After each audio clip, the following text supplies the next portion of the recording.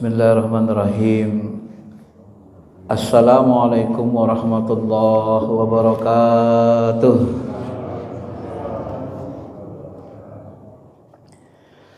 Alhamdulillahi rabbil alamin wal aqibatu lil muttaqin. Allahumma shalli ala habibina syafi'ina Muhammadin wa ala alihi wa sahbihi ajmain, amma ba'd. Bapak Ibu yang dirahmati Allah, mari sama-sama kita mensyukuri segala nikmat yang Allah berikan kepada kita. Mudah-mudahan dengan banyak bersyukur ini Allah langgengkan nikmat-nikmatnya, ditambah lebih banyak lagi, terutama nikmat keimanan, kemudahan kita untuk mentaati Allah, sampai nanti kita insya Allah dikembalikan kepada Allah dalam keadaan husnul khatimah, sehingga kita layak berkumpul bersama Nabi kita, para sahabat, guru-guru kita yang soleh, keluarga kita yang soleh dan solehah. Amin amin ya rabbal alamin.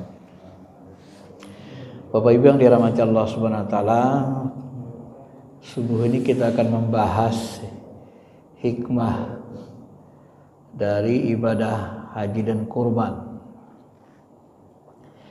Materi ini kalau diurai secara rinci sangat panjang, karena ada hajinya, ada kurbannya. Kita ambil poin-poin pentingnya saja, karena sesungguhnya ibadah haji dan kurban ini adalah napak tilas dari amalan ibadah yang dilakukan Nabi Adam, kemudian diteruskan, diperkuat lagi Nabi Ibrahim, dan disyariatkan kembali, dilanjutkan dengan syariat Nabi kita Muhammad sallallahu alaihi wasallam. Bapak Ibu yang dirahmati Allah, haji ini bahagian dari rukun Islam.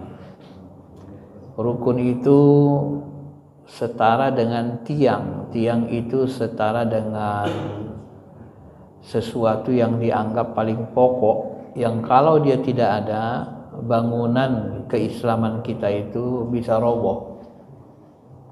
Mirip seperti masjid ini, kalau tiangnya salah satu roboh, rusak, maka masjid ini akan mulai roboh pelan-pelan dan mungkin akan hancur secepatnya. Maka amalan-amalan fardu pokok itu dianggap Allah amalan paling penting, amalan pokok yang kalau dia tidak ada, itu dikhawatirkan sekali Islam akan hilang, akan hancur. Kalau tidak ada orang sholat 5 waktu, maka masjid menjadi seperti kuburan, pengunjungnya tidak ada, rumah kosong, rumah hantu, begitu kan. Begitu juga Mekah itu, kalau tidak ada ibadah haji, umrah, maka dia menjadi seperti rumah rongsokan, ya. Rumah kalau sudah ditinggal, tidak pernah dihuni, maka akan ditempati oleh makhluk-makhluk gaib yang senang dengan bangunan-bangunan yang kosong. Maka agama ini didirikan atas 5, salah satunya haji. Nah, di dalam ibadah haji ini, Bapak Ibu, ada perbuatan-perbuatan, rukun-rukunnya, ini semuanya memiliki hikmah yang dalam, yang kalau kita renungi, kita pahami, maka kita akan menemukan banyak sekali manfaat dan kehebatan-kehebatan dari amalan itu. Misalnya kota Ka'bah, ya, kita mengenal Ka'bah ini, sebenarnya Ka'bah ini dibangun Nabi Adam di awal. Pada saat Nabi Adam diturunkan ke bumi, Nabi Adam ini kan sudah biasa tawaf, berkeliling bersama malaikat, ya. Tetapi setelah dia diturunkan ke bumi, amalan ini hilang. Dia rindu bagaimana bisa bertawaf, mengelilingi seperti dia lakukan di Baitul Ma'mur atau di Arasy Allah. Malaikat itu sebenarnya berkeliling juga kan, memikul Arasy Allah. Malaikat juga berkeliling. Kalau ditarik garis lurus Ka'bah sampai ke atas, ya, ke wilayah dimensi-dimensi yang selanjutnya, itu sebenarnya kata ulama Di atas itu, persis di atas Ka'bah itu ditarik garis lurus, nanti akan ketemu dengan Baitul Ma'mur. Jadi semesta ini Bapak Ibu berkeliling memuji, bertasbih memuji Allah, baik yang di bumi, bumi sentralnya Ka'bah, maupun yang di langit, langit sentralnya itu Baitul Ma'mur. Ya.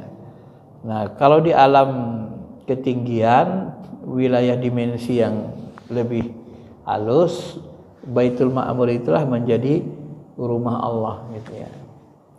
Nah, ketika Adam diturunkan ke bumi, dia tidak bisa lagi mengikuti ini. Maka kata ulama, dibangunlah Ka'bah. Cuma setelah Nabi Adam wafat, ya beribu tahun, ini gurun pasir ini lama-lama menimpa, sehingga nanti puing-puing Ka'bah ini hilang. Lalu masa Nabi Ibrahim dihidupkan kembali, dibangun oleh Nabi Ibrahim dan Ismail. Dan itu teruskan Nabi kita Muhammad SAW. Allah Subhanahu Wa Taala dalam Quran menyebut Ka'bah ini dengan, ya, Ka'bah ini berada di kota Makkah. Makkah ini disebut Allah dengan Bakkah, bukan Mekah. Kita yang nyebut Mekah. Kalau Al-Quran menyebutnya Bakkah. Inna awwala baitu wudi'a linnas lalladzi bi Bakkah. Ya. Rumah yang pertama dibangun manusia adalah yang berada di Bakkah, di Mekah. Jadi Allah menyebut Mekah itu dengan Bakkah. Kenapa Allah sebut Mekah itu dengan Bakkah? Ternyata akar kata Bakkah ini berasal dari kata baka. Baka ya baki bakkatan. Artinya adalah menangis. Jadi dari akar kata ini dipahami bahwa kota Mekah ini penuh dengan tangisan orang-orang soleh. Sejak Nabi Adam diturunkan di Mekah ini, dia berkeliling mengejar Hawa, dia menangis. Sudah lama tidak bertemu dengan Hawa, dipisahkan Allah. Dan maka mereka bertemu di Ka'bah, dia kejar Siti Hawa, sampailah nanti ke Baitur Rahmah yang kita kenal dengan Jabal Rahmah kan, di Arafah. Nah, di sana nanti ketemu lagi Baitur Rahmah, Jabal Rahmah yang disebut dengan Gunung Kasih Sayang. Ya, Rahmah. Inilah sejarahnya. Jadi Bakkah itu kota yang penuh dengan tangisan orang-orang soleh. Nabi Adam menangis, dia bertemu Hawa di situ dan memohon ampun kepada Allah untuk dipertemukan juga. Dan Nabi Ibrahim apalagi kan bersama istrinya Hajar. Ya, ketika Nabi Ibrahim diperintahkan untuk meninggalkan anaknya, ya, Allah Subhanahu Wa Taala perintahkan tinggalkan. Setelah lahir Ismail, anaknya, ya, dibawa ke gurun pasir. Dulu kan itu lapangan gurun pasir saja, tidak ada bangunan. Lalu disuruh Allah, tinggalkan anak istrimu di situ. Ya Bapak Ibu bayangkan, anak baru lahir Ismail tiba-tiba disuruh meninggalkan anak istri di gurun pasir, nggak ada orang. Inilah yang diungkapkan Nabi Ibrahim di dalam Quran. Ini ya Allah, sesungguhnya aku meninggalkan anak istriku. Di mana? Biwadin, di satu lembah, satu gurun pasir, la zar'an wala zar'an, tidak ada orang, tidak ada tanaman, tidak ada tumbuh-tumbuhan. Liyuqimus shalah, supaya mereka mendirikan salat. Jadi Ibrahim itu meninggalkan anak istrinya, ya menangis. Karena itu perintah Allah. Hajar pun waktu itu bingung. Masa baru lahir anak ditinggalkan sendirian, gak ada orang. Bingung Hajar ini kan. Lalu dia tanya, hal hadza min amrillah, apa begini sebenarnya perintah Allah? Ini maumu atau perintah Allah? Lalu Ibrahim mengatakan, hadza min amrillah, ini perintah Allah. Istriku ini bukan mauku, bukan keinginanku. Lalu Hajar mengatakan, qad raditu billah, kalau ini memang perintah Allah, ya sudahlah, aku ridho. Nanti pasti Allah akan bantu, tolong. Maka pergilah Nabi Ibrahim. Ketika Nabi Ibrahim pergi, Ya Hajar, menangislah Ismail, menangis. Ini lagi tangisan anak, tadi tangisan Ibrahim meninggalkan istrinya pun menangis ditinggal. Ismail juga menangis karena habis susunya, kering susunya, menangis. Maka dia berkeliling cari air, keliling ke sana kemari. Inilah yang disebut dengan amalan sa'i nanti, berlari-lari kecil. Inilah menjelma jadi amalan sa'i. Lari sana, cari air, enggak ada, lari lagi. Sa'i itu artinya sebenarnya adalah sa'a. Sa'a itu berusaha, bekerja. Nah, bisa juga diartikan berlari kecil. Jadi terus menerus sampai berkali-kali, itu amalan sa'i. Barulah habis tenaga Hajar. Dah lelah dia, habis tenaganya, maka dia pun tertunduk, dia rebahkan badannya. Tiba-tiba datanglah Jibril, dan dalam riwayat disebut Jibril mengepalkan sayapnya, langsung muncullah jam-jam air jam-jam itu. Inilah asal air jam-jam. Sebagian ulama menyebut mata air jam-jam ini dialirkan Allah dari sorga. Kadang saya merenungnya begini, kalau pendapat ini benar, maka wajar air jam-jam itu tidak bisa habis. Kenapa? Mata airnya dari sorga. Yang terbayang oleh kita Bapak Ibu, bagaimana kekuasaan Allah itu, dia bisa menghubungkan benda di alam gaib, di alam sorga, terhubung ke dunia gitu. Itu banyak sekali hadis nanti kita temui seperti itu. Ya, jadi kalau dia mata airnya dari sorga dialirkan ke bumi, ke jam-jam yang di sorga itu nggak ada habisnya, kan begitu.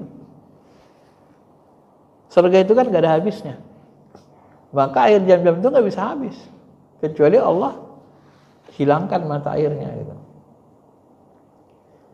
Maka berapa banyak pun diambil yang nggak bisa habis, ada terus kan jam-jam itu.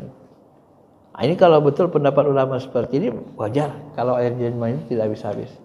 Karena sesungguhnya kehidupan kita ini Bapak Ibu selalu terhubung antara yang gaib dengan yang nyata.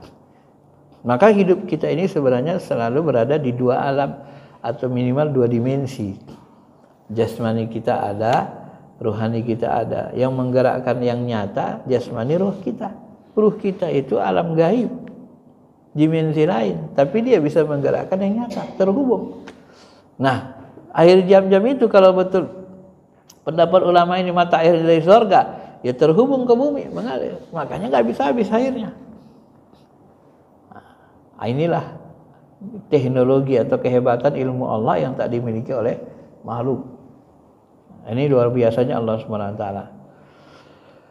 Nah, Ka'bah ini sudah ada sejak zaman Nabi Adam. Kalau kota Yerusalem yang ada di Palestina itu 3000 tahun sebelum Masehi, setelah jatuh ke tangan Nabi Daud. Jadi lebih tua Ka'bah ini, Makkah ini dari Yerusalem. Orang Yunani menyebut kota Makkah ini dengan istilah Makoroba. Makoroba itu kalau dalam bahasa Arab sama dengan makrobatan. Makrobatan artinya tempat melaksanakan kurban. Ya. Kalau kita tarik akarnya lagi, koroba, makrobatan, kurbanan. Koroba akar katanya dari pasti awal ini artinya dekat. Ya. Akrab dalam bahasa kita Indonesia akrab. Akrab kali kamu sama dia ya. Berarti dekat banget gitu kan. Nah, jadi masuk dia ke Indonesia bahasa Arabnya akrab. Wa nahnu aqrabu ilaihi min hablil warid. Kami lebih dekat dari urat lehermu. Jadi akrab. Maka kita pahami sebenarnya dari bahasa dasar ini bahwa kurban itu adalah berasal dari kata korobah yang maknanya sebenarnya untuk membuka portal-portal hijab kita supaya kita semakin dekat sama Tuhan, sama Allah. Atau bisa dipahami kurban itu adalah tanda kedekatan kita kepada Allah yang sangat gitu. Maka uniknya ini kan kurban ini Bapak Ibu diperintahkan kepada Nabi Ibrahim. Apa yang dikurbankan? Ini yang berat ini kita laksanakan kalau kita mengikut Nabi Ibrahim. Begitu lahir Ismail, mulai tumbuh dewasa, umur sekitar 15 tahun, remaja, ganteng-gantengnya, gagah-gagahnya. Bapak Ibu tahu nggak? Nabi Ibrahim itu berdoa minta anak selama 40 tahun. Doanya Rabbi habli minas sholihin. Itu dicantumkan dalam Quran.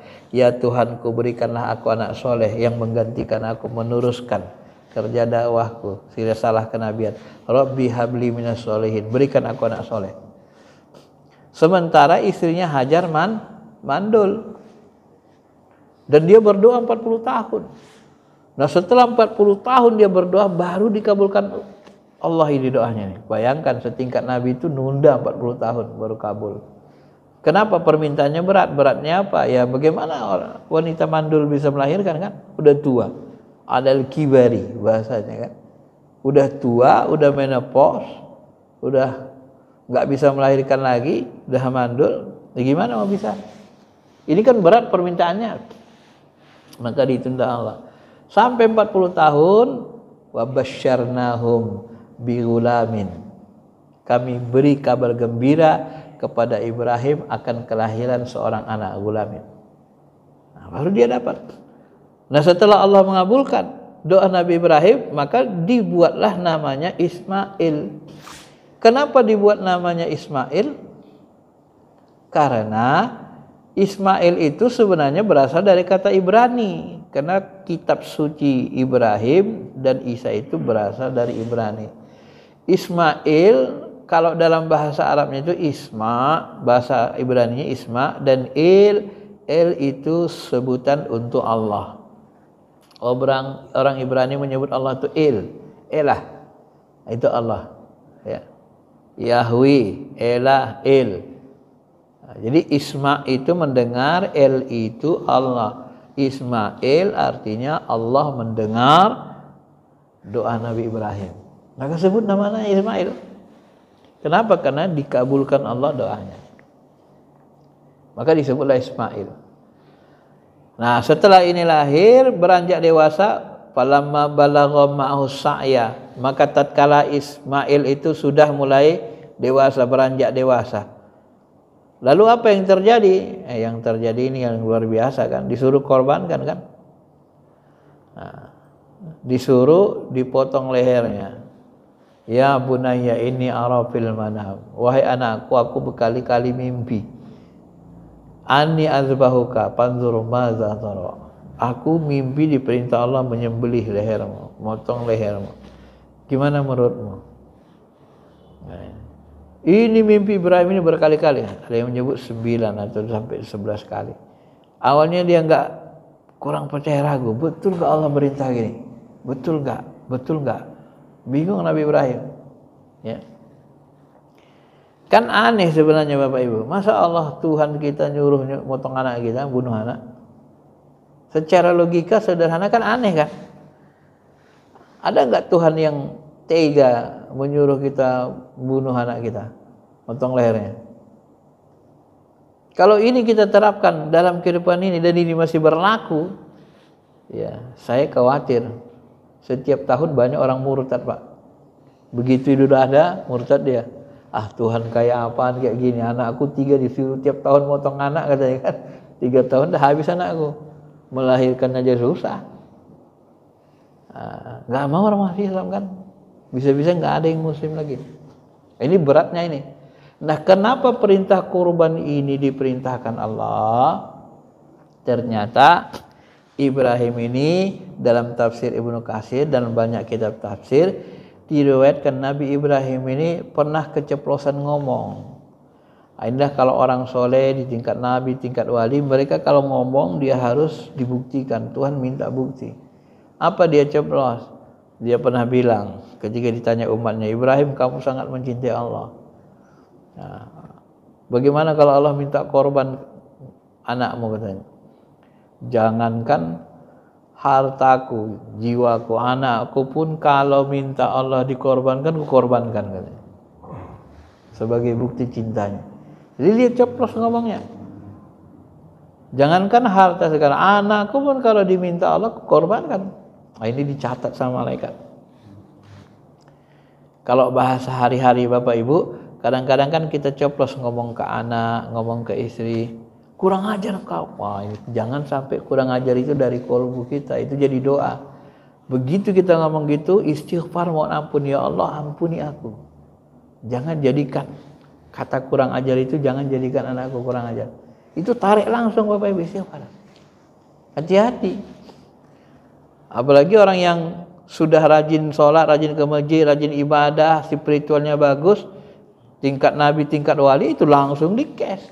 Maka kata-kata nabi, kata-kata wali itu langsung jadi kenyataan. Gak boleh, kabul dia. Nah, maka kalau kita ceplos ngomong gak bagus, istighfar, tarik itu, mohon ampun ke Allah. Jangan dari hati. Ya. Saya pun kalau udah emosi kali, gak mau saya ngeluarkan marah saya itu dari hati saya. Maksudnya kalau sesuatu yang mau kita ucapkan kurang bagus, jangan dari hati kita gitu, hanya lisan saja. Sebab perkataan yang dari hati itu langsung sampai ke Allah, didengar. Itu bahaya.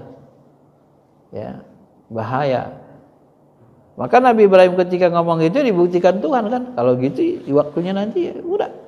Tiba waktunya diminta kan. Kan dulu ngomong gini. Nah, di dalam spiritual begitu memang Bapak Ibu. Nah, dimintalah dikorbankan, dipotong Nabi Ismail. Nah, Nabi Ismail ini ternyata anak soleh juga. Panzur mazatara.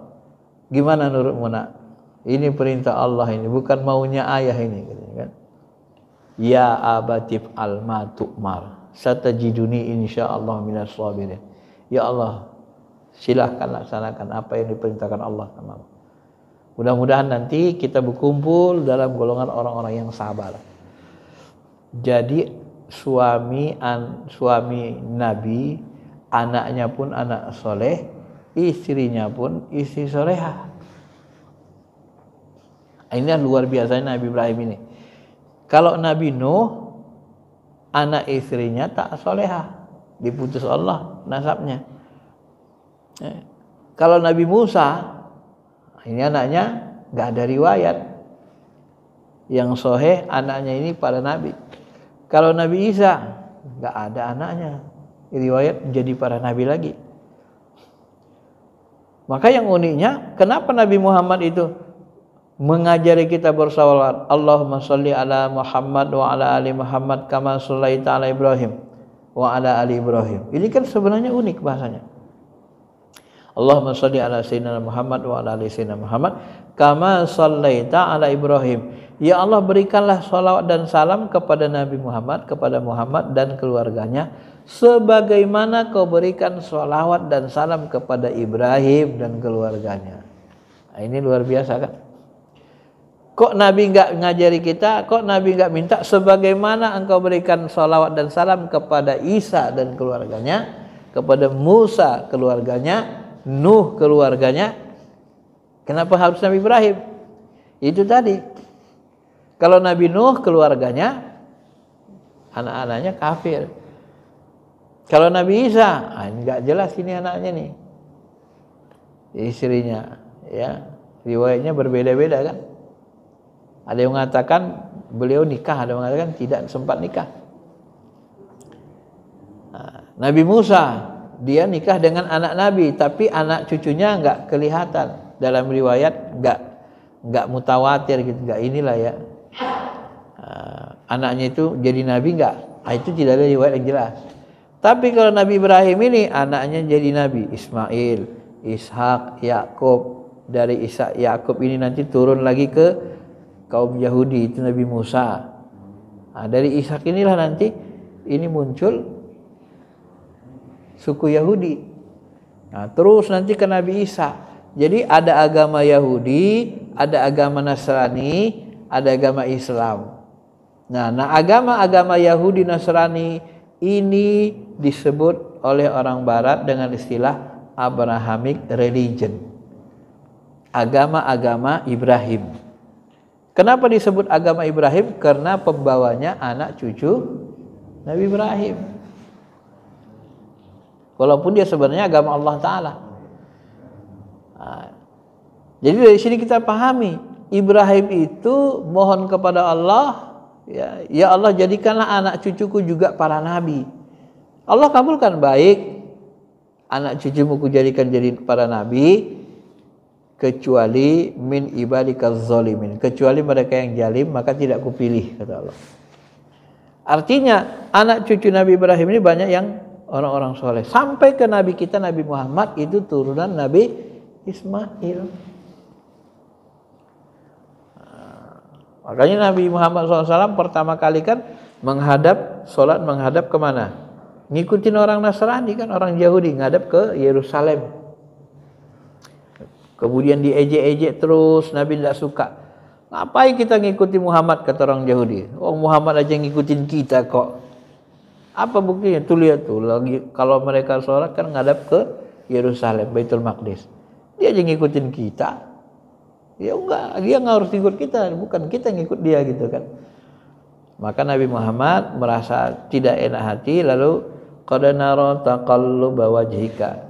Berkali-kali Nabi memalingkan wajahnya, memohon supaya dipindah kiblat.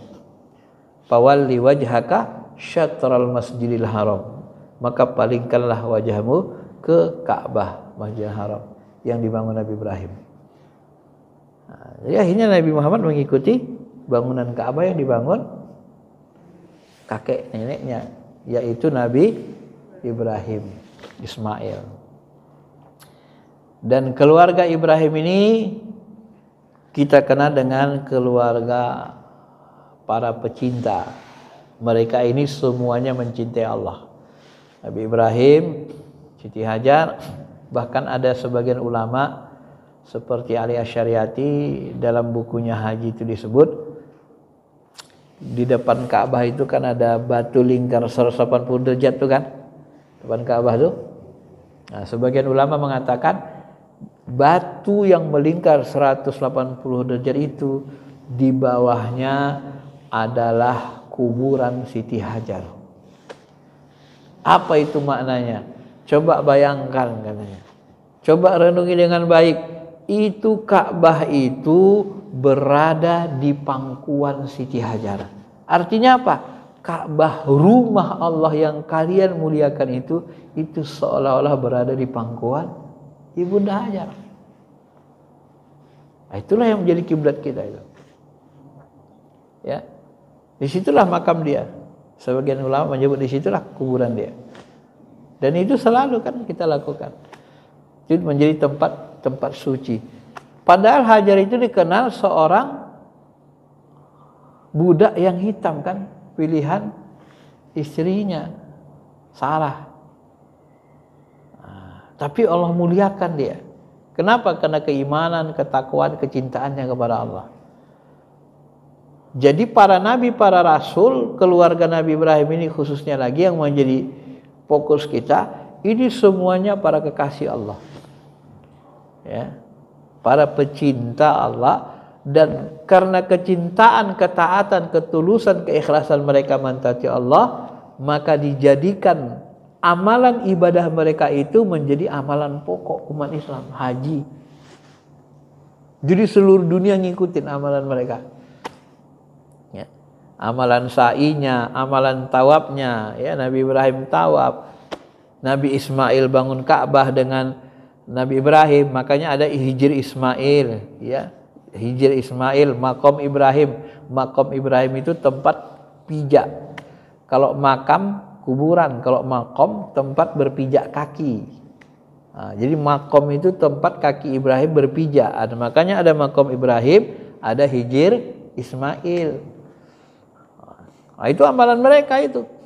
Haji, umrah, tawaf, sa'i, melempar jumrah. Itu amalan Siti Hajar. Jadi itu amalan keluarga Nabi Ibrahim itu diangkat Allah menjadi amalan rukun Islam yang wajib dilaksanakan manusia sebumi. Nah. Dan doa Nabi Ibrahim sampai sekarang terkabul kan? Rabbij'al hadza baladan aminan warzuq ahlahu minas samarati man amana minhum billahi wal yawmil akhir. Ya Allah, aku meninggalkan anak cucuku di tempat yang enggak ada orang, ya, enggak ada anak, enggak ada manusia. Kutinggalkan ya Allah liyuqimas salat, agar mereka mendirikan salat. Lalu Nabi Ibrahim mengatakan, jadikanlah Rabbij'al hadza baladan amin. Jadikanlah balad ini, negeri ini aman. Warzuq ahlahu minas samarat, dan berikan penduduknya ini buah-buahan, makanan-makanan. Man amana minhum billah, siapa yang beriman bertakwa kepada Allah, berikan ya Allah. Sehingga uniknya memang sampai sekarang Ka'bah yang dulunya sepi, nggak ada orang, itu sekarang menjadi pusat. Jadi rame terus. Nggak ada pohon-pohonan, tapi buah-buahan banyak di sana gitu. Itu berdatangan. Sebenarnya doa Nabi Ibrahim ini kabul sampai saat ini untuk menjadi contoh bagi kita bahwa Allah itu sangat maha kuasa gitu loh. Allah tunjukkan dulu. Karena manusia ini kan selalu selalu tidak yakin dengan urusan rezeki gitu kan. Selalu tidak yakin dengan Allah dalam hal rezeki sehingga nanti menyentuh yang haram. Nah, ini Allah tunjukkan. Jadi Ibrahim berdoa walaupun di padang tandus itu tidak mesti miskin. Gak ada buah-buahan, Allah sanggup datangkan. Buktinya ya sampai sekarang kan. Buah-buahan di sana banyak. Datang dari seluruh penjuru. Ini doa Nabi Ibrahim. Dan itu dinyatakan Allah. Dan itu Allah tunjukkan sampai hari ini jadi kenyataan. Supaya apa? Jadi pelajaran bagi kita gitu. Bahwa Allah itu memang benar-benar maha kuasa. Kalau Allah tidak tunjukkan kekuasaannya, maka nanti semakin banyak orang tak percaya sama Allah Ta'ala. Ditunjukkan Allah saja kekuasaannya gini, banyak orang berpaling, ya kan? Apalagi nggak tunjukkannya. Inilah amalan Nabi Ibrahim ini. Inilah amalan haji kurbannya. Banyak sebenarnya pelajaran yang bisa kita ambil dari sini. Yang terakhir Bapak Ibu, sebelum kita masuk ke tanya jawab, Nabi SAW menyebutkan kepada kita, man kana lahu sa'atun wa lam yudah fala yaqrabanna musallana. Hadis lain, mau wajada sa'atan li ayyudah falam yudahi fala yahdur musallana. Ini hadisnya banyak versi ya. Ada riwayat Ahmad, ada Ibnu Majah, ada Hakim, Daruqutni, Baihaqi. Inti dari hadis ini adalah siapa yang Allah berikan dia sa'ah itu meluas, rezekinya luas, gampang. Walam yudahi, tapi dia tidak mau berkurban, adha, duha, kurban. Ya. Waktu duha itu waktu matahari sudah terbit, waktu terang. Waktu menyembelih itu waktu duha.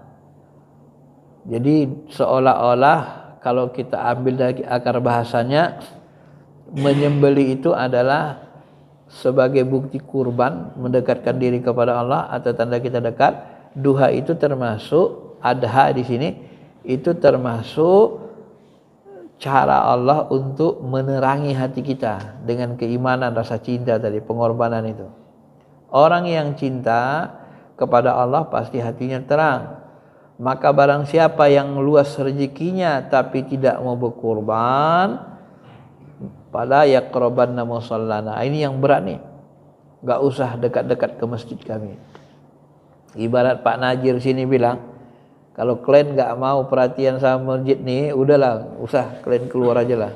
Bapak kalau enggak mau, misalnya ada seorang sini enggak pedulian sama masjid. Kalau Bapak kalau enggak peduli masjid, udah enggak usah datang kemari lagi lah. Nah, itu kan namanya ngusir kan. Ya kan Pak? Ya kan? Ya Bu ya, ini kan bahasa Nabi, bahasa ngusir.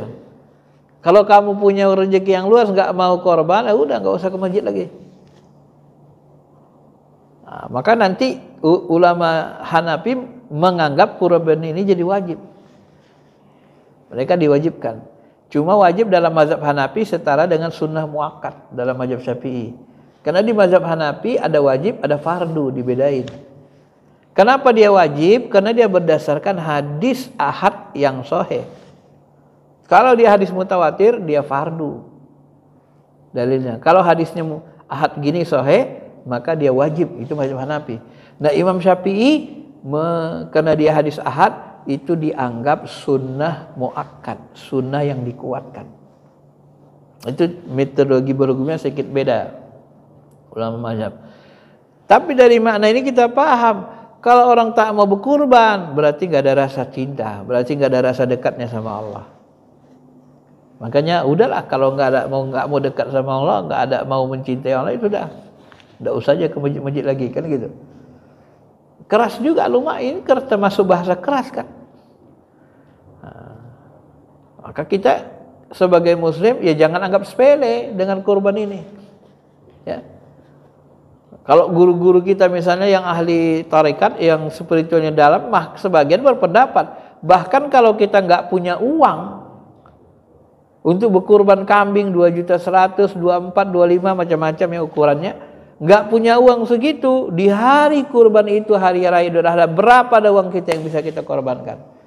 Saya cuma punya 100.000, udah kasih sama orang fakir miskin.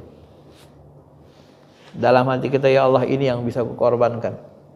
Walaupun namanya bukan kurban, itu menunjukkan kesungguhan hati kita untuk menghormati hari raya kurban itu, menghormati perintah kurban itu, korbankan.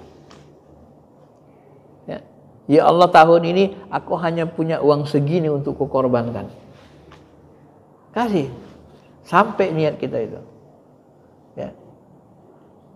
Nah, cuma jadi masalah kan kadang-kadang kita ini, sebagian kita kan ada tiap tahun gonta-ganti HP.